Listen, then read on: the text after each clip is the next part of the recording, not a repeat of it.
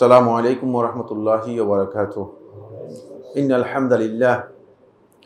हम्दलिल्लाहि नहमदुहु व नस्तईनुहु व नस्तगफिरुह व नऊज़ु बिल्लाहि मिन शुरूरि अनफुसिना व मिन सय्यिआति अअमालिना मन यहदिहिल्लाहु फला मुदिल्ल लहु व मन युद्लिल फला हादिय लहु व अशहदु अन ला इलाहा इल्लल्लाहु वहदहु ला शरीका लहु व अशहदु अन्ना मुहम्मदन अब्दुहु व रसूलुहु अम्मा बअद फ़इन्ना खैरल हदीसी किताबुल्लाह व खैरल हदी हदी मुहम्मदिन सल्लल्लाहु अलैहि वसल्लम व शर्रल उमूरि मुहदसातुहा व कुल्लु मुहदसतिन बिदअह व कुल्लु बिदअतिन दलालह व कुल्लु दलालतिन फिन्नार। क़ाल अल्लाहु सुब्हानहु व तआला फ़ी कलामिहिल मजीद अऊज़ु बिल्लाहि मिनश शैतानिर रजीम उद्उ इला सबीलि रब्बिका बिल हिकमति वल मौइज़तिल हसनह वजादिलहुम बिल्लती हिया अहसन फ़इज़ा लज़ी बैनका व बैनहु अदावतुन कअन्नहु वलिय्युन हमीम। वक़ाल रसूलुल्लाहि सल्लल्लाहु अलैहि वसल्लम अना ज़ामिनुन बिबैतिन फ़ी वसतिल जन्नह लिमन तरकल मिरा व इन काना मुहिक्का আও কামা ক্বালা আলাইহিস সালাতু ওয়াস সালাম। সম্মানিত উপস্থিতি, দিনী ভাই বোনেরা, জুমাবারের অত্যন্ত গুরুত্বপূর্ণ একটি সময়ে আমরা সালাফদের মানহাজ নিয়ে ইতোমধ্যে সালফে সালিহিনের মানহাজের বৈশিষ্ট্য বিশেষত্ব নিয়ে আমরা কিছু কথা আলোচনা করেছি। 7টি পয়েন্টে আমাদের কথা আলোচনা শেষ হয়েছে।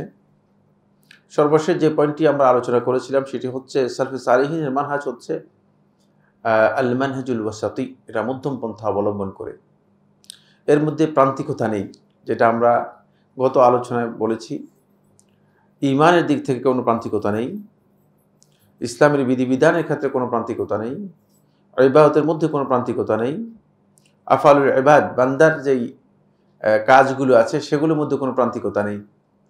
সালাফদের মানহাজের আরেকটি বিষয় হচ্ছে যে সালফে সালেহিনগণ পূর্ববর্তীদের ব্যাপারে, সাহাবায়ে কেরামদের ব্যাপারে তাদের মানহাজও মধ্যম পন্থা অনুসরণ করে। যেমনিভাবে সৎকর্মশীলদের ব্যাপারেও তাদের প্রান্তিকতা নেই। একজনকে ভালোবাসলেন তো তাকে মাবুদের পর্যায়ে নিয়ে গেলেন, এটা সালাফদের মানহাজের মধ্যে পাবেন না। আমরা আলেমদেরকে ভালোবাসবো, সৎকর্মশীলদেরকে ভালোবাসবো, কিন্তু তারা আমাদের কি হবে না, মাবুদের পর্যায়ে যাবে না। তারা যাই বলবে সেটাই হক আর সব বাতিল, এ কথা আমরা মনে করি না।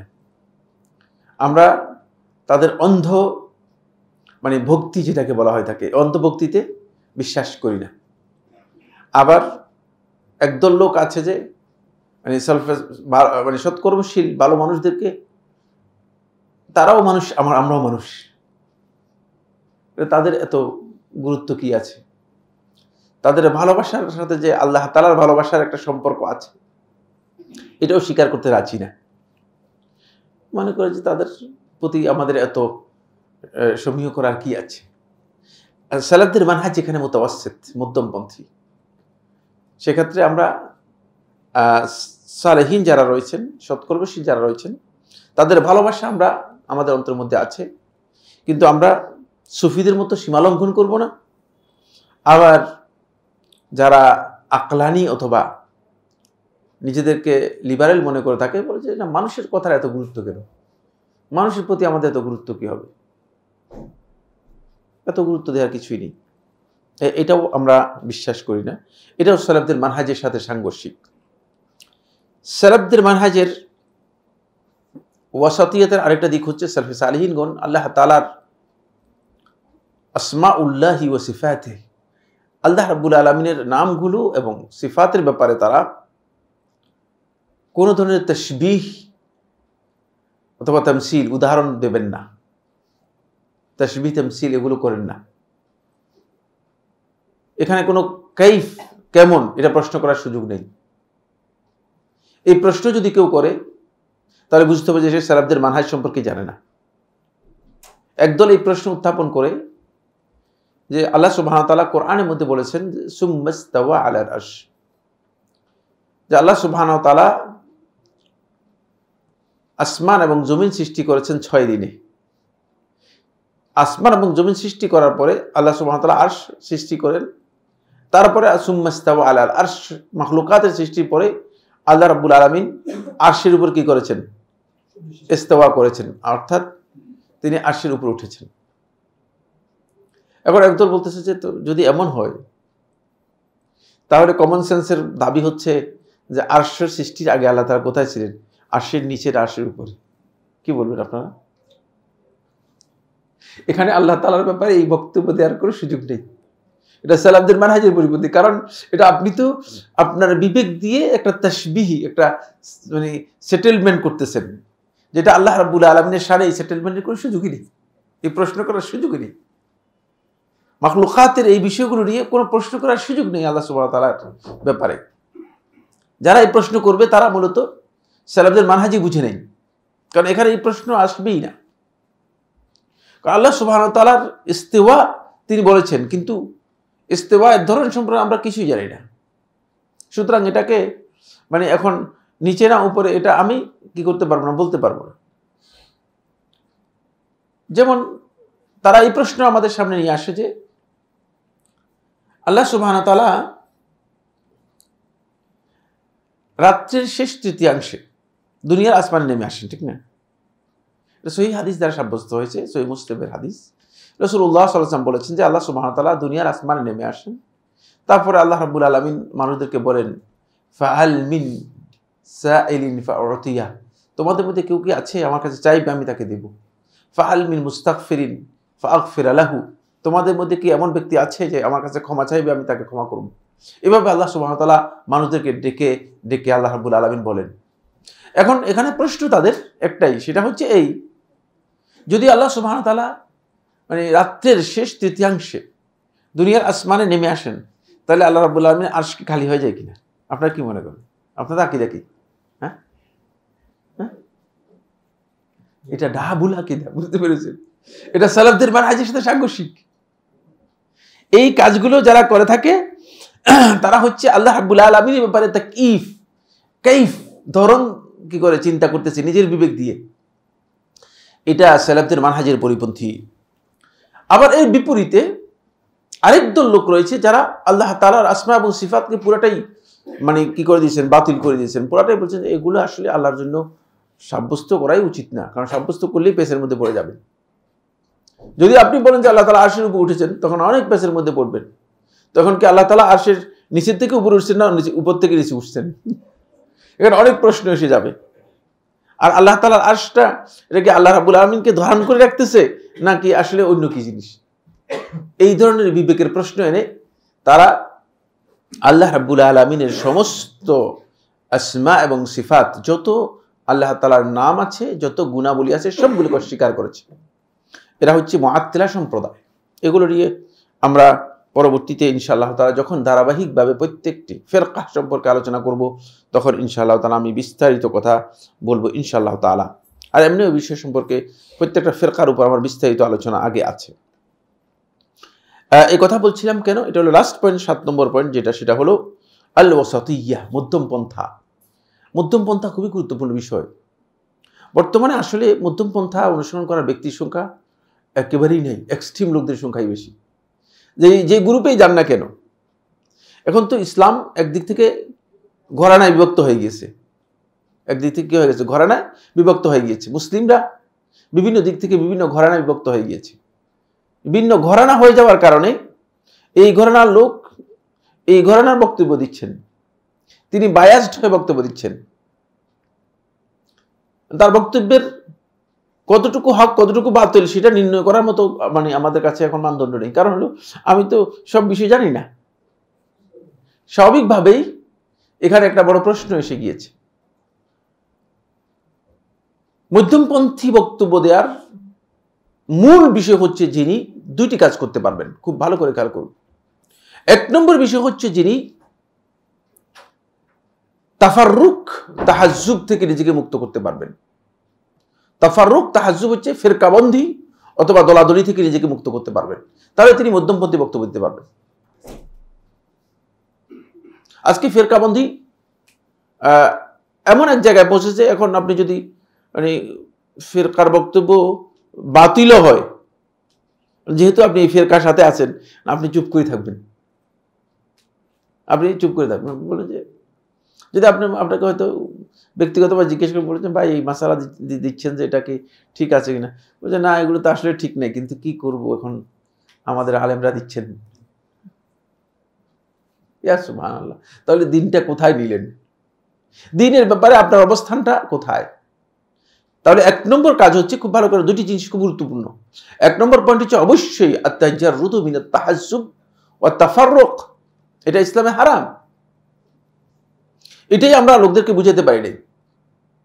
মানুষ এটাকে ভিন্ন অর্থ নিয়ে গিয়েছে।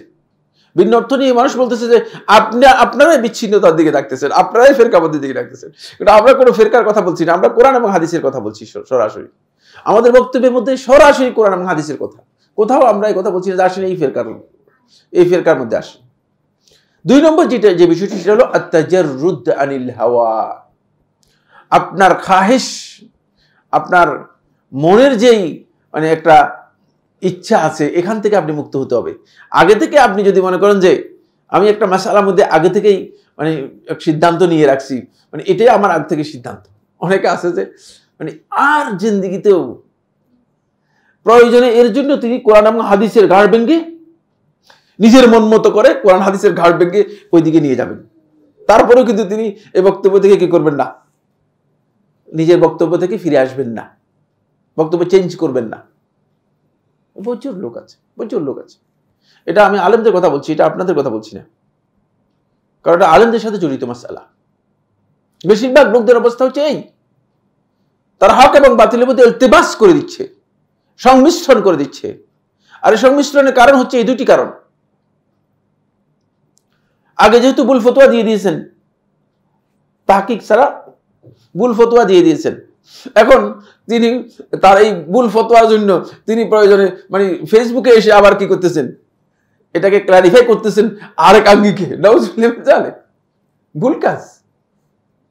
ফেসবুকে যাওয়ার দরকার নেই, আপনি আল্লাহ তাআলার কাছে তওবা করে ফিরে আসেন, ঠিক না? ফেসবুকে যাওয়ার দরকার নেই।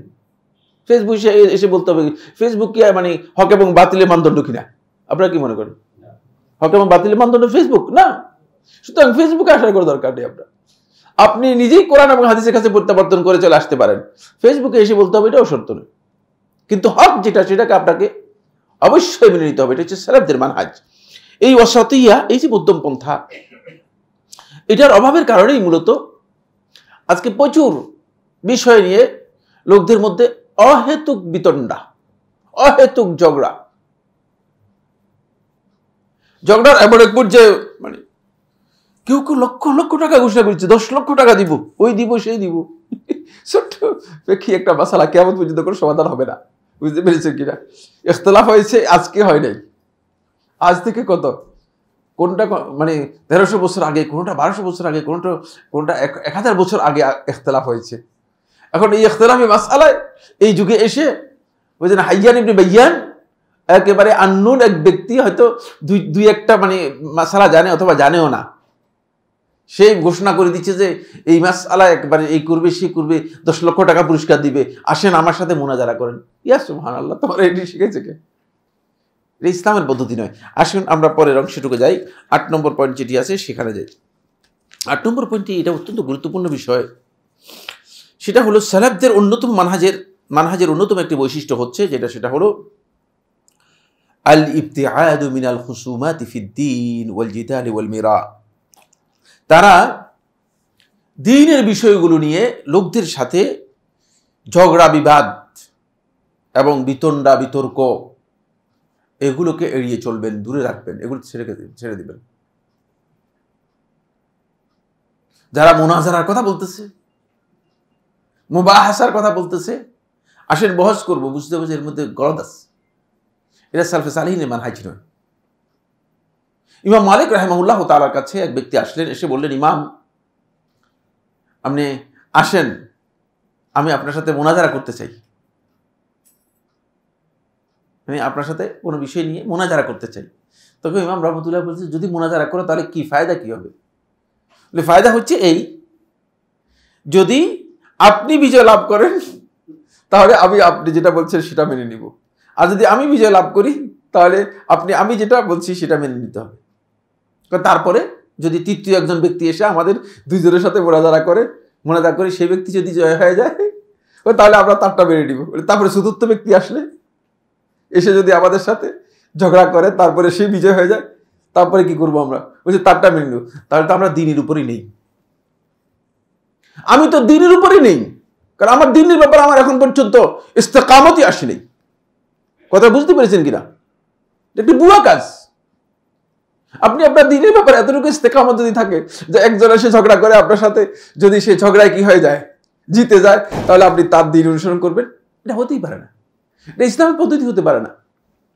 এই কারণেই সালফে সালেহিনের অন্যতম মানহাজ হচ্ছে যেটা, সেটা হলো তারা জিদাল, বিতর্ক, বিতণ্ডা, বাড়াবাড়ি, এগুলোকে তারা পরিপূর্ণরূপে পরিহার করবেন, বর্জন করবেন, এটাকে ছেড়ে দিবেন, এদিকে যাবেন না।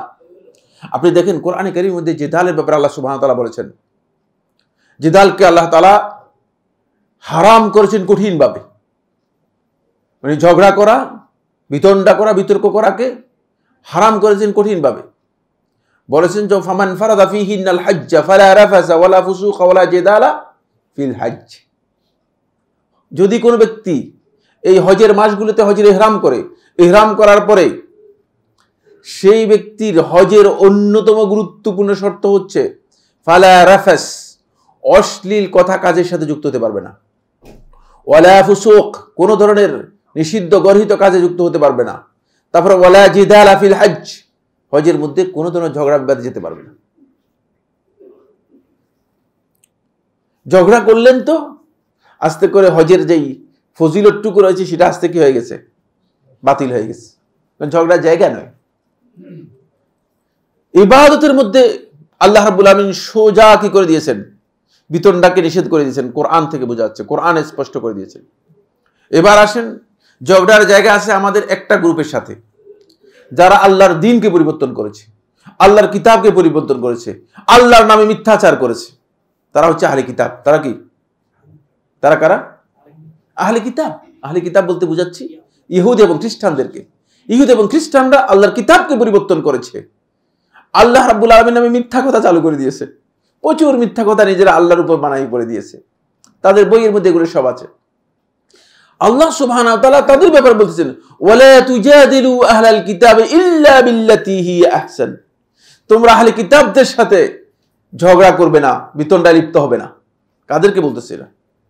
কাদেরকে না? আমাদেরকে বলতেছে, নির্দেশ দিচ্ছেন, নিষেধ, হারাম করে দিচ্ছেন। ওয়ালা তুজাদিলু আহলাল কিতাব, আহলাল কিতাবদের সাথে তোমরা ঝগড়ায় লিপ্ত হবে না, ইল্লা বিল্লাতি হিয়া আহসান।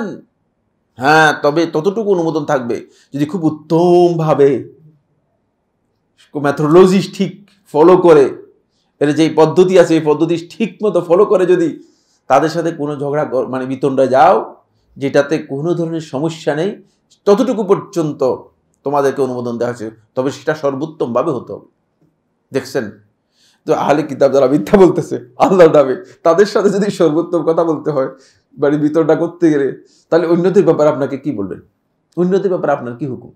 আসেন এবার দাওয়াতের ক্ষেত্রে আপনার পদ্ধতি কি হবে সেটাও আল্লাহ তাআলা ডিফাইন করে দিচ্ছেন কোরআনের মধ্যে। উদউ ইলা সাবিলি রাব্বিক বিল হিকমা, আপনি আপনার রবের রাস্তায় মানুষদেরকে ডাকুন হিকমা, হিকমতের মাধ্যমে, ওয়াল মাউইজাতিল হাসানা, উত্তম উপদেশের মাধ্যমে। এই হিকমত এবং উত্তম উপদেশ এটা হচ্ছে দাওয়াতের পদ্ধতি। আর কোনো কারণে যদি এখানে বিতণ্ডার বিষয় এসে যায় তখন আল্লাহ তাআলা বলছেন ওয়াজাদিলহুম বিল্লাতি হি আহসান। কারণ মানুষের কিছু মানুষ আছে, এদেরকে আপনি যদি কথা বলতে যান এমনি অভ্যাসগত ঝগড়াটে, বুঝতে পেরেছেন? অভ্যাস কি? মানব প্রকৃতির মধ্যে 16টা কি রয়েছে, এগুলো আমাদের আলোচনার মধ্যে আছে। মানুষের এই ডিভাইসটা আছে না, ডিভাইসের মধ্যে সৃষ্টিগতভাবে 16টি কি রয়েছে, মৌলিক দুর্বল দিক রয়েছে। কয়টা বলছি? এটা কোরআনের মধ্যে বলা আছে, একেবারেই কোরআনের মধ্যে এই ডিভাইসের মধ্যে এই 16টা ত্রুটি দেওয়া আছে, মানে এগুলো আল্লাহ তাআলা দিয়ে দিয়েছেন।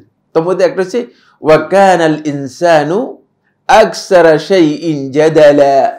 আল্লাহ তাআলা বলতেছেন মানুষ সবচেয়ে বেশি ঝগড়াতে প্রকৃতি দিয়ে আমাদেরকে দেওয়া হয়েছে। বুঝতে পেরেছি? মেনে নিবে? এত সহজ মনে করেন না, সময় লাগবে। এই জন্য এই প্রকারের লোকদেরকে যখন আপনি অ্যাড্রেস করবেন তখন কিভাবে অ্যাড্রেস করবেন সেটা আল্লাহ তাআলা বলে দিচ্ছেন। যে কারণ কিছু সংখ্যক লোক আছে একটু কম, একটু দুর্বল, তারা যখন দলিল পেয়ে যাবে আস্তে করে কি হয়ে যাবে, তারা মেনে নিবে, দলিলের কারণে কি করবে, মেনে নিবে। এই জন্য তাদের ব্যাপারে আল্লাহ তাআলা বলছেন যে এদেরকে হিকমত দিলেই যথেষ্ট হয়ে যাবে। আর কিছু সংখ্যক লোক আছে তাদেরকে শুধু হিকমত দিলে হবে না, তাদেরকে উপদেশ দিতে হবে, উত্তম উপদেশের মাধ্যমে আগাতে হবে। উত্তম উপদেশ দিলে তাদের মধ্যে পরিবর্তন আসবে। আরেক দল লোক আছে না, এদের সাথে একটু কি করতে হবে, একটু বিতর্কে যেতে হবে, কিন্তু বিতর্ক হতে হবে বিল্লাতি হিয়া আহসান, এমন পদ্ধতিতে যেটা সর্বোত্তম পদ্ধতি, সর্বোত্তম ব্যবহারের মাধ্যমে হতে হবে। বিতণ্ডা মানে ঝগড়া করে ফেললেন, তাহলে শত্রুতা বেড়ে যাবে, ঝগড়া করবেন শত্রুতা বেড়ে যাবে। এই জন্য সালাফদের মানহাজ হচ্ছে বিতর্কের ক্ষেত্রে সালাফরা সব সময়, সালফে সালিহিনগণ সব সময় এটাকে এড়িয়ে চলতেন, এমনভাবে এড়িয়ে চলতেন যে এই পথে সালফে সালিহিনগণ মোটেও পা বাড়াতেন না, মোটেও পা বাড়াতেন না। কারণ হলো এই পথে যদি পা বাড়ান তাহলে এটা মানুষদেরকে সবচেয়ে বেশি ক্ষতির দিকে কি করবে, ডেকে নিয়ে যাবে। ফলে দেখুন রাসূল সাল্লাল্লাহু আলাইহি ওয়াসাল্লাম সাহাবায়ে কেরামগণ এই ব্যাপারে আমাদেরকে খুবই এনলাইটেড বক্তব্য দিয়ে গেছেন, খুবই আলোকিত বক্তব্য দিয়ে গেছেন। আব্দুল্লাহ ইবনে উমর রাদিয়াল্লাহু আনহু বর্ণনা করেন, তিনি বলেন ওয়ালা ইউসিবা রাজুলুন হাকিকাতাল ঈমানি হাত্তা ইয়াতরুকাল মিরাআ ওয়া হুয়া ইয়ালামু আন্নাহু সাদিক ওয়া ইয়াতরুকাল কাযিবা ফিল মাযাহাতি। খুব ভালো করে খেয়াল করুন, এটা আব্দুল্লাহ ইবনে উমর রাদিয়াল্লাহু আনহু বক্তব্য। তিনি বলেন কোন ব্যক্তি ততক্ষণ পর্যন্ত ঈমানের হাকিকত অর্জন করতে পারবে না, হাকিকত পর্যন্ত পৌঁছতে পারবে না, যতক্ষণ পর্যন্ত সে মানে সত্যবাদী হওয়া সত্ত্বেও জেনে বুঝে ঝগড়া বিতণ্ডাকে পরিহার না করবে। এটা আমি নিজে সাইফুল্লাহ তৈরি করি বলি নাই, সালাফদের মানহাজ বলতেছি, তো সালাফদের বক্তব্য থেকে বলতেছি। ওয়ায়াতরুকাল কাযিব ফিল মাযাহাতে, আর মিথ্যাকে বর্জন করবে যদিও ঠাট্টা হয়, ঠাট্টা করেও খবরদার মিথ্যা বলতে পারবেন, মিথ্যা সর্বাবস্থায় হারাম, খেয়াল রাখবেন। অনেকে মনে করতেছে কিছু ফাঁক ফক্কর আবিষ্কার করার চেষ্টা করেন, মিথ্যা কিন্তু সর্বাবস্থায় হারাম, যেহেতু নস্সে কোরআনই দ্বারা হারাম করা হয়েছে। এবং আল্লাহ রাসূল সাল্লাল্লাহু আলাইহি ওয়াসাল্লাম বড় কবিরা গুনার মধ্যে মিথ্যাকে অন্তর্ভুক্ত করেছেন, সুতরাং মিথ্যার কোনো স্কোপ নেই। এবার আসুন, এটা হলো আব্দুল্লাহ ইবনে উমর থেকে বর্ণিত দ্বিতীয় নম্বর সাহাবী মালিক ইবনে আনাস রাদিয়াল্লাহু তাআলা আনহু বলেন, তিনি বলেন আল মিরাউ ইউকসিল কুলুব, বিতণ্ডা ঝগড়া ইউকসিল কুলুব, অন্তরকে শক্ত করে ফেলবে, ওয়া ইউরিসুদ দাগাইন, আর অন্তরের মধ্যে মানুষের জন্য বিদ্বেষ এবং হিংসা কি করবে, সৃষ্টি করবে, তৈরি করবে। এটা একেবারে হাকিকত। এই ব্যাপারে কোথাও গিয়ে আপনি দ্বিমত করতে, মানে দ্বিমতের কোনো জায়গায় নেই আসলে। এই জন্য যত মানে চুপ করে চলে আসলে আপনি দেখবেন যে উনি বেঁচে গেলেন, চুপ করে চলে আসলেন কিন্তু বেঁচে গেলেন। আসুন, আব্দুর রহমান ইবনে আবি লাইলা রাহমাতুল্লাহ আলাইহি তাবিঈনদের মধ্যে একজন, 50 জন সাহাবীকে তিনি পেয়েছেন। আব্দুর রহমান ইবনে আবি লাইলা রাহমাহুল্লাহ তাআলা বলেন, তিনি বলেন লা তুমারি আখাক ফা ইন্নাহু লা ইয়াতি বিখাইর, তুমি তোমার ভাইয়ের সাথে কোনোদিন ঝগড়া করবে না, বিতণ্ডায় লিপ্ত হবে না, কারণ বিতণ্ডা কোনোদিন কল্যাণ নিয়ে আসে না, এর মাধ্যমে কল্যাণে পৌঁছতে পারবে না, এর মাধ্যমে কল্যাণে পৌঁছতে পারবে না। তিনি অন্য একটি বর্ণনার মধ্যে তিনি বলেন লা উমারি আখি, আমি আমার ভাইয়ের সাথে কখনো, ভাই বলতে এখানে কাকে বোঝানো হচ্ছে, হ্যাঁ মুসলিমকে বোঝানো হচ্ছে, ভাই বলতে মানে নিজের ভাইকে বোঝানো হচ্ছে, মুসলিমকে বোঝানো হচ্ছে। মুসলিমকে তারা সালফে সালিহিনগণ ভাই মনে করতেন, বুঝলেন, আমরা না মনে করতেছি যে অমুক মুসলিম, বুঝতে পেরেছে কিনা, কিন্তু সালাফদের মানহাজের মধ্যে তারা কি ছিল, নিজেদের ভাই ছিল। এই জন্য তিনি এভাবে অ্যাড্রেস করতেছেন লা উমারি আখি, আমি আমার ভাইয়ের সাথে ঝগড়া করি না, ইম্মা আন উযিবাহু, যদি ঝগড়া করি হয়তো তাকে আমি রাগান্বিত করব, ওয়া ইম্মা আন উকাদ্দিবাহু, অথবা তাকে মিথ্যা প্রতিপন্ন করব। ঝগড়ার মধ্যে এর বাইরে কিছু আছে কিনা? হ্যাঁ, একেবারে হাকিকত, মানে এই কথাগুলো এত হাকিকত যেগুলো সালাফদের বক্তব্য। এবার ইবনে আবি লাইলা থেকে আসলাম ইমাম শাফিঈ রাহমাতুল্লাহর কাছে, একটু নিচে, আর একটু নিচের দিকে নামলাম। ইমাম শাফিঈ রাহমাতুল্লাহ আলাইহি কি বলেন দেখেন, ওয়া ক্বালা শাফিঈ রাহিমাহুল্লাহু তাআলা আল মিরাউ ফিল ইলমি ইউখসিল কুলুবা ওয়া ইউরিসুদ দাগাইন। ওই যে ইবনে আবি লাইলা রাহমাতুল্লাহ, মালিক ইবনে আনাস যেটা বলেছেন, ইমাম শাফিঈ রাহমাতুল্লাহ তারই ছাত্র, তো তিনি বলতেছেন যে দ্বীনের ব্যাপারে, ইলমের ব্যাপারে, শরীয়তের বিষয়ে ঝগড়া বিবাদে লিপ্ত হওয়া, বিতণ্ডায় লিপ্ত হওয়া, এটি মানুষের অন্তরকে শক্ত করে দেয় এবং পরস্পরের মধ্যে একটা বিদ্বেষ, খারাপ একটা অবস্থা তৈরি করে থাকে। ক্বালা উমর ইবনে আব্দুল আজিজ, আমিরুল মুমিনিন উমর ইবনে আব্দুল আজিজ রাহমাতুল্লাহ আলাইহি বলেন, কাদ আফলাহা মান আসামা মিনাল মিরাই ওয়াল গাদাবি ওয়াত তামা। ওই ব্যক্তি সফল হতে পেরেছে, সফলতার মানদণ্ডে উত্তম মানে উন্নীত হতে পেরেছে যে ব্যক্তি ঝগড়া বিতণ্ডা থেকে, রাগ থেকে এবং অধিক লালসা থেকে নিজেকে রক্ষা করতে পেরেছে। এটা হলো সালাফদের বক্তব্য। ফলে এই বিষয়টাকে আব্দুর রহমান আউজাঈ রহমতুল্লাহ আলাইহি বলেন, আব্দুর রহমান আউজাঈ রহমতুল্লাহ আলাইহি ইমাম আবু হানিফা রহমতুল্লাহের সমসাময়িক ছিলেন। ইমাম রহমতুল্লাহ থেকে 2 বছর বা 3 বছরের ছোট ছিলেন, কিন্তু একই সমসাময়িক লোক ছিলেন। তিনি বর্তমান যেখানে যুদ্ধ হচ্ছে এই কাছাকাছি তার বাড়ি ছিল। তিনি বলেন, ইজা আরাদাল্লাহু বিকওমিন শাররান আলজামাহুমুল জাদাল ওয়া মানাআহুমুল আমাল। ইজা আরাদাল্লাহু বিকওমিন, যখন আল্লাহ সুবহানাহু ওয়া তাআলা কোন কওমের ব্যাপারে তাদের ক্ষতি চান, অকল্যাণ চান, তাদের অনিষ্টের ইচ্ছা পোষণ করেন, আলজামাহুমুল জাদাল, আল্লাহ তাআলা তাদেরকে মানে ঝগড়া বিতণ্ডার সাথে, বিতর্কের সাথে তাদেরকে কি করে দেন? মুখযুক্ত করে দেন, সংযুক্ত করে দেন। ওয়া মানাআহুমুল আমাল, আর আমল থেকে তাদেরকে দূরে সরিয়ে দেন। আপনি এখন দেখেন তারাবির নামাজের রাকাত নিয়ে 20 রাকাত না 8 রাকাত, এই ঝগড়া করতে করতে প্রচুর লোক আছে একেবারে পড়েই না। আসলে কি মিথ্যা বললাম কিনা? আমি মানে আমার নিজের অভিজ্ঞতা থেকে বলি নাই, আমি দেখে বলছি, বুঝতে পেরেছেন? একেবারেই অপ্রয়োজনীয় বিতর্ডা করতে করতে নফল নামাজ আপনি কতটুকু পড়বেন না পড়বেন আপনি নিজে জানেন, যদি পারেন পড়েন, না পারলে। কিন্তু এমন অবস্থা হয়েছে যে বিতণ্ডা করতে করতে নিজেদের মধ্যে শেষ পর্যন্ত মূলত নিজেদের ক্ষতি নিজেরা কি করেছি? আমরা ডেকে নিয়ে এসেছি, নিজেদের ক্ষতি আমরা নিজেরা ডেকে নিয়ে এসেছি। এই বিষয়ে সুন্দর একটি সমাধান এবং সলিউশন দিয়েছেন আমাদের এই যুগের মুজতাহিদ শেখ মোহাম্মদ ইবনে সালেহ আল উসাইমিন রাহমাতুল্লাহ আলাইহি। শেখ রাহিমাহুল্লাহ তাআলা আমার এই 2 চোখে দেখা যে সমস্ত আলেমদেরকে আমি মুজতাহিদ পর্যায়ে দেখেছি তাদের মধ্যে একজন, বুঝতে পেরেছেন? যদিও শেখ রহমতুল্লাহ অনেকগুলো মাসআলার মধ্যে আমি দ্বিমত পোষণ করেছি, বুঝতে পেরেছেন, আবার অনেকগুলো মাসআলার মধ্যে আমি একমত পোষণ করেছি, কিন্তু আমি সর্বোচ্চ ইহতিরাম এবং সম্মান যাদেরকে করে থাকি তাদের মধ্যে শেখ রহমতুল্লাহ আলাইহি একজন। কারণ তার কাছে আমি সরাসরি কি করেছি, বিভিন্ন সময় তার দার্স বসেছি, এবং শেখ রহমতুল্লাহ আলাইহি এক সময় ঈদের দিন শেখ রহমতুল্লাহ আলাইহির বাড়িতেও আমি গিয়েছি। শেখ রহমতুল্লাহ আলাইহি বলেন, ওয়াল মুজাদালাতু ওয়াল মুনাযারাতু নাওআনি। মুনাযারা এবং মুজাদালা মানে ঝগড়া বিতণ্ডা, পরস্পরের মধ্যে আলোচনা সমালোচনার এই বিষয়টি 2 প্রকার। এটা হচ্ছে 2 প্রকার, বিতর্ক অথবা বিতণ্ডা করা, এটি 2 প্রকারের। আন-নাউল আউয়াল, প্রথম প্রকার হচ্ছে মুজাদালাতুন মুমারা, এমন ঝগড়া যার উদ্দেশ্য হচ্ছে শুধুমাত্র বুঝে না ঝগড়ার জন্য ঝগড়া করা, বাড়াবাড়ি করা। অনেকে আছে যে যেহেতু মানে সাইফুল্লাহ বলছে এটা মানার কোনো দরকার নেই, বাহাতি যেহেতু অমুক বলছে, জাস্ট উদাহরণ দিচ্ছি, বুঝতে পেরেছেন? মানে এরকম লোক আমাদের মানে বিপক্ষে কেউ ঘোষণা দিছে আমি জানি না, তবে মানে কিছু সংখ্যক লোক আছে যে যেহেতু এই হুকুম সালাফিরা দিছে মানতেই রাজি না। আমরা এগুলো আমাদের ফতোয়া না, সালাফিদের ফতোয়া। এই যে মানে এটা হচ্ছে মুজাদালা মুমারা, শুধু ঝগড়ার জন্য, বিরোধের জন্য বিতণ্ডায় বিতর্কে লিপ্ত হওয়া। ইউমারি বিযালিকা সুফাহা, এর মাধ্যমে একদল লোক, নির্বোধ মূর্খ লোক যারা আছে তাদের সাথে ঝগড়া করে। আর ওয়াইজারিল উলামা, আর আলেমদের সাথে গিয়ে নিজেকে টক্কর দেয়।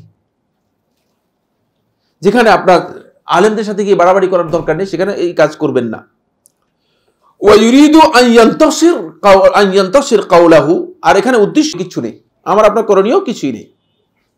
আসেন দ্বিতীয় প্রকার ওয়ান্নাউস সানি, এটা কার বক্তব্য বলতেছিলাম, খেয়াল আছে কিনা? কার বক্তব্য? হ্যাঁ, শেখ ওসাইমিন রহমতুল্লাহ বক্তব্য। তিনি বলেছেন যে এই ঝগড়াটা বিতর্ক এটা দুই ভাগে বিভক্ত। এক প্রকার হচ্ছে, প্রথম প্রকার এটা মাজমুম, পরিপূর্ণরূপে নিন্দিত, অগ্রহণযোগ্য। আর দ্বিতীয় প্রকার হচ্ছে মুজাদালাতুন লিইসবাতিল হক্কি ওয়া ইন কানা আলাইহি, হককে সাব্যস্ত করার জন্য দলিলের ভিত্তিতে কি করা, বিতর্কে আসা। ওয়া ইন কানা আলাইহি, যদিও মানে হকের উপর সে থাকে, তারপরেও দলিল কি করা, পেশ করার জন্য কোনো তর্ক করা, আলোচনা করা। অনেক সময় বিভিন্ন মাসআলার ব্যাপারে হক জাহির নাও হতে পারে, তাহকিকের অভাব থাকতে পারে, এই জন্য দলিল কি করা যেতে পারে, আলোচনা করা যেতে পারে, দলিল আলেমদের সাথে শেয়ার করা যেতে পারে। তিনি হয়তো জিজ্ঞেস করতে পারেন, আলেমদের সাথে দলিল শেয়ার করা যাবে। একটি মাসআলায় আমার সাথে কিছু কিছু আলেমের মতো পার্থক্য করেছে, আপনারা জানেন কিনা, এটা বড় একটি মাসআলা। সেটা হচ্ছে মহিলাদের ব্যবহৃত স্বর্ণালঙ্কারের জাকাত নিয়ে। একদল ওলামায়ে কেরাম এই মাসআলার মধ্যে বলেছে যে জাকাত দিতে হবে, আর একদল ওলামায়ে কেরাম বলেছে জাকাত দিতে হবে না। বুঝতে পেরেছেন? তো এই দেশে আমি আসার পরে আমি যেহেতু আমার বক্তব্য মানে অনলাইনে, এই জন্য এটা কি হয়ে গিয়েছে, ব্যাপক প্রচার লাভ করেছে। আমি বলেছি না, জাকাত দিতে হবে না। তখন আমার বিরুদ্ধে প্রচুর বক্তব্য, মানে চতুর্দিকে হইচই লাগাইয়া টাগাইয়া, মানে বিশাল। কারণ যাদের সাথে আমি শেয়ার করি, যাকে জিজ্ঞেস করি যে জাকাতটা দিতে হবে, বলছেন ঠিকই আছে, জাকাতটা দিবে কোত্থেকে? ঠিক না? ইসলামী শরীয়ত জানতে হবে। যাদের শরীয়তের জ্ঞান নেই, বুঝলেন, তারা আন্দাজে ফতোয়া দেয়। আমি কথা বলছি না যে মানে যিনি বলছেন যে তার একটা এটা আলেমদের বক্তব্য, ইখতিলাফ রয়েছে, কিন্তু খেয়াল রাখতে হবে যে আমি যখন বলবো জাকাত দিতে হবে, তখন আমাকে বলতে হবে জাকাতটা কই থেকে দিব। জাকাত যদি দিতে হয়, মানে স্বর্ণের অলংকার যদি ভেঙে জাকাত দেন, যে আপনার কাছে মনে করেন 8 ভরির একটা কি আছে স্বর্ণ, এটাকে কি বলা হয়, তাকে এগুলো হার আছে বা নেকলেস আছে, ঠিক আছে। এখন আপনি এই 8 ভরির এটাকে মানে ভেঙে কেটে 40 ভাগের 1 ভাগ জাকাত বের করে ফেললেন, পরের দিন এটা পড়তে পারবেন তো? হ্যাঁ, এটা অলংকার থাকবে তো? এটা অলংকার থাকবে না। বুঝতে পারেন নাই? এখান থেকে জাকাত বের করার পদ্ধতি নেই। যে জিনিস থেকে জাকাত বের করার পদ্ধতি নেই, যেটা ব্যবহারের জন্য রাখা হয়েছে ইসলামের মধ্যে, এই সবটার উপর পৃথিবীর কোথাও জাকাত দেন। আপনার একটা বিল্ডিং, আপনি মানে অন্তপক্ষে 10 কোটি টাকা দাম, এখানে আপনি থাকেন, অথবা থাকার জন্য রেখে দিয়েছেন, থাকেনও না, থাকার জন্য রেখে দিয়েছেন, এটা জাকাত হবে কিনা? বিল ইজমা জাকাত হবে না, বিল ইজমা জাকাত হবে না। খুবই সহজ কথা, খুবই মানে সিম্পল মানে ফিকহি বিষয়, বুঝতে পেরেছেন কিনা? ইখতিলাফ করবেন তো, ইখতিলাফ করার আগে একটু কি করতে হবে, ইখতিলাফগুলোকে মাথার মধ্যেও কি করতে হবে, আমাদেরকে আনতে হবে। ফলে মহিলারা জাকাত বের করে কিভাবে? স্বামীর পকেট থেকে চুরি করে। আর চুরি করে জাকাত দিচ্ছেন কি? আউযুবিল্লাহ, কে আপনাকে এই কথা, এই ফতোয়া দিয়েছে? আমি মহিলাদের মানে মহিলারা আমার উপর রাগ হয়ে যায় কিনা, আমি চুরি করে বলছি, এটা চুরি করে নয়, মানে স্বামীর পকেট থেকে আর কি, মানে হয়তো রাগ হয়ে যেতে পারে, চুরি নাও করতে পারে, কিন্তু জাকাত তো আপনি স্বামীর পকেট থেকে দিচ্ছেন, স্বামীর উপর তো জাকাত নেই, জাকাত তো হচ্ছে স্বর্ণের উপর, ঠিক না? জাকাত ব্যক্তির উপর আসে না, জাকাত কিসের উপর আসে? এটাকে আপনারা বুঝতে পেরেছেন? জাকাত আসে ওই স্বর্ণের উপর, জাকাত আসে মালের উপর, সম্পদের উপর, স্বর্ণ নয়, ওই সম্পদের উপর। সম্পদটা জাকাত যোগ্য হলে সেই সম্পদের উপর জাকাত আসবে, বুঝতে পেরেছেন? এবং সেখান থেকে জাকাত বের করতে হবে। শরিয়ার বিধান হচ্ছে ওখান থেকে কি করতে হবে, জাকাত বের করতে হবে, ওখান থেকে আপনাকে জাকাত বের করতে হবে। এখন আপনি ওখান থেকে যেহেতু জাকাত বের করতে পারতেছেন না, এখন আমাদের কাছে মানে ফতোয়া জিজ্ঞেস করে যে আমার তো স্বর্ণ আছে আমার 30 ভরি বা 20 ভরি ব্যবহারের স্বর্ণ আছে, কিন্তু আমার কাছে আর কোনো টাকা নেই, কিচ্ছু নেই, আমি জাকাত দিব কোত্থেকে? এখন একদল আলেম বের হয়েছে, বলতেছে যে আপনি এটা বিক্রি করে ফেলে তো জাকাত দেন, তো বিক্রি করলে এই লোকের অলংকার থাকবে কিনা? আর এটা আর ইসলামকে তাকে ফকির বানানোর জন্য জাকাত ফরজ করছে কিনা? ইসলামী শরীয়তের মানদণ্ড বুঝতে হবে। ফকির বানানোর জন্য জাকাত কি করে নাই? ফরজ করে নাই। ফকির বানানোর জন্য জাকাত ফরজ করে নাই। জাকাত ফরজ করেছে সম্পদকে সার্কুলেট করার জন্য। সম্পদ যখন বৃদ্ধি পাবে সেখান থেকে জাকাত বের করবেন, এটা হচ্ছে ইসলামের পদ্ধতি। উল্টা মাসালা দিয়ে মানে আমি কথা বলছি না যে মানে এটা আলেমদের ফতোয়া, এই জন্য আমি সেটাকে সম্মান করি, তবে এই কথা আমি স্পষ্ট করে দিচ্ছি যেটা হলো সেটা হলো যখনই আমরা একটা বিষয় সম্পর্কে কথা বলবো তখন আলোচনা আসতে হবে যে এটা আসলে পদ্ধতি কি। আপনি যদি বলেন যে মানে আপনার সম্পদ বিক্রি করে তারপরে জাকাত দিয়ে দিবেন, তাহলে বিক্রি করলে তো আর স্বর্ণ অলংকার কেমন পর্যন্ত হলো না, আপনার থাকলো না। বিক্রি করার জন্য ইসলাম তো বলে নাই স্বর্ণ অলংকার ব্যবহার করার জন্য, বলবো স্বর্ণ অলংকার বিক্রি করার জন্য, তাহলে তো এটা জাকাত দিতে পারত। বিক্রি করলে তখন আপনার কাছে আরেক মাসালা এসে যাবে, সেটা হচ্ছে তখন টাকা আপনার কাছে আসবে, এই টাকা আপনার 1 বছর কি হতে হবে, থাকতে হবে। আরেক মাসালা এসে যাবে, বুঝতে পেরেছেন? তখন এই অলংকারের উপর হুকুম হবে না, কারণ আপনার টাকা নতুন এসে গেছে, বুঝতে পেরেছেন? শরিয়ার বিষয়গুলো মানে খুব গভীরভাবে বুঝার বিষয় রয়েছে। এটা বললাম এই জন্য যে এই ক্ষেত্রে যখনই বিতণ্ডা আসবে তখন আলেমদের সাথে ইলমি বিষয় নিয়ে আলোচনা করতে হবে। যেমন রাসূলুল্লাহ সাল্লাল্লাহু আলাইহি ওয়াসাল্লাম হায়াতুন নবী, এখানে 3টি আকীদা রয়েছে। দেওবন্দীদের একটি আকীদা, বেরলভীদের একটি আকীদা, তারপর আহলুস সুন্নাত ওয়াল জামাতের একটি আকীদা। দেওবন্দীদের আকীদাও এখানে পথভ্রষ্ট, বেরলভীদের আকীদাও পথভ্রষ্ট, আহলুস সুন্নাত ওয়াল জামাতের আকীদাও এখানে পথভ্রষ্ট। কে এটা বের করে দিতে পারবে? যে কোনো একজন কে বলতে পারবেন এদের আকীদা, দেওবন্দীর আকীদা কি? তারপর মাশাআল্লাহ হাজা আলেম ইনশাআল্লাহ। হ্যাঁ ফাদ্দাল। দেওবন্দি মাযহাবের আলেমরা মানে হায়াতুন নবী, তার রাসূল সাল্লাল্লাহু আলাইহি ওয়াসাল্লাম কবরে হায়াত মানে জীবিত আছে, তারা নামাজরত আছে এবং তিনি তার হায়াত আসে, আল্লাহর হুকুমে আসে যায়, এরকম একটা তারা বলে। আর যারা বেরলভী তারা ডাইরেক্ট বলে যে নবী হায়াতে কবরে জীবিত। আহলুস সুন্নাহ ওয়াল জামাতের মধ্যে যে আহলুস সুন্নাহ ওয়াল জামাত মনে করে যে আল্লাহ রাসূল সাল্লাল্লাহু আলাইহি ওয়াসাল্লাম বারজাকি জীবনে আছেন, আল্লাহর হুকুমে তাকে যখন আমরা দরুদ পাঠ করি আল্লাহ তাকে পৌঁছে দেন, এর কাইফিয়ত আমরা জানি না। এটা দরুদের মাসআলা। আচ্ছা, মানে কথাগুলো কাছাকাছি এসে গিয়েছে, কিন্তু মূল হাকিকতটা আমি স্পষ্ট করে দিচ্ছি খুব ভালো করে। বেরলভীদের আকীদা হচ্ছে নবী সাল্লাল্লাহু আলাইহি ওয়াসাল্লাম মৃত্যুই হয় নাই। নবী সাল্লাল্লাহু আলাইহি ওয়াসাল্লাম দুনিয়ার জীবনে ঠিক যেভাবে ছিলেন কবরের মধ্যেও ঠিক সেভাবে রয়েছেন, বুঝতে পেরেছেন? নবী সাল্লাল্লাহু আলাইহি ওয়াসাল্লাম শুধুমাত্র অল্প কিছুক্ষণের জন্য নবী সাল্লাল্লাহু আলাইহি ওয়াসাল্লামের কি হয়েছে ইন্তেকালের জন্য, মানে ট্রান্সফারের জন্য, এখান থেকে ওখানে যাওয়ার জন্য নবী সাল্লাল্লাহু আলাইহি ওয়াসাল্লামের হায়াতটা কি হয়েছে, রূহটাকে আলাদা করা হয়েছে, কিন্তু আসলে নবী সাল্লাল্লাহু আলাইহি ওয়াসাল্লাম মৃত্যুই হয় নাই। নবী সাল্লাল্লাহু আলাইহি ওয়াসাল্লাম যেভাবে আছেন সেভাবেই নবী সাল্লাল্লাহু আলাইহি ওয়াসাল্লাম আছেন কবরের মধ্যে। নবী সাল্লাল্লাহু আলাইহি ওয়াসাল্লাম উম্মতি উম্মতি করে কাঁদতেছেন, নাউযুবিল্লাহি মিন যালিক। এটা শুনেন নাই?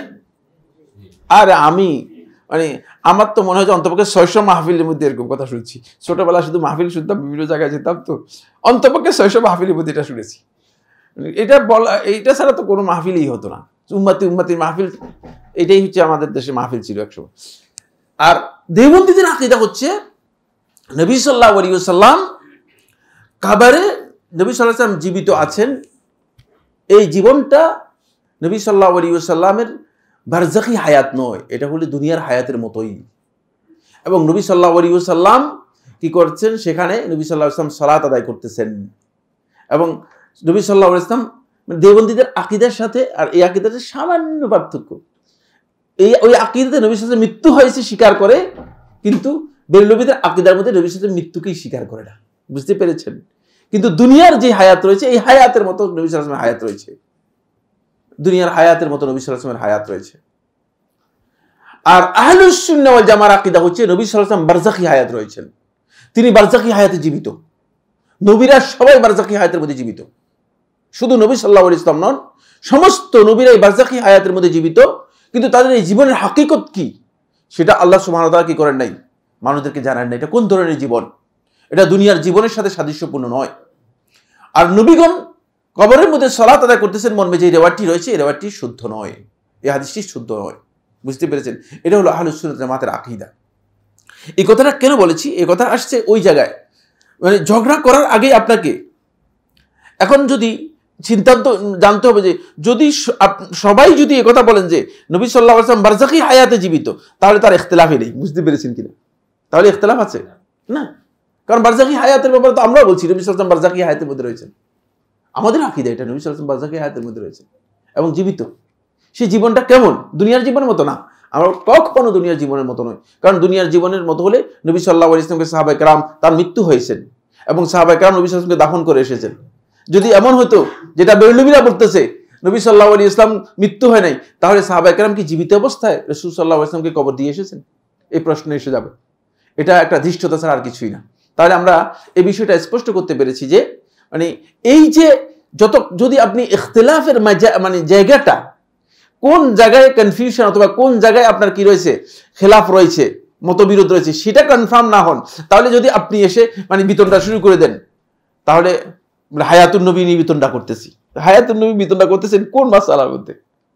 কারণ এখানে ইত্তেফাকি একটা মাসআলা রয়েছে, সেটা হচ্ছে বারজাখি হায়াতের ব্যাপারে কারো দ্বিমত নেই। বুঝতে পেরেছেন কিনা?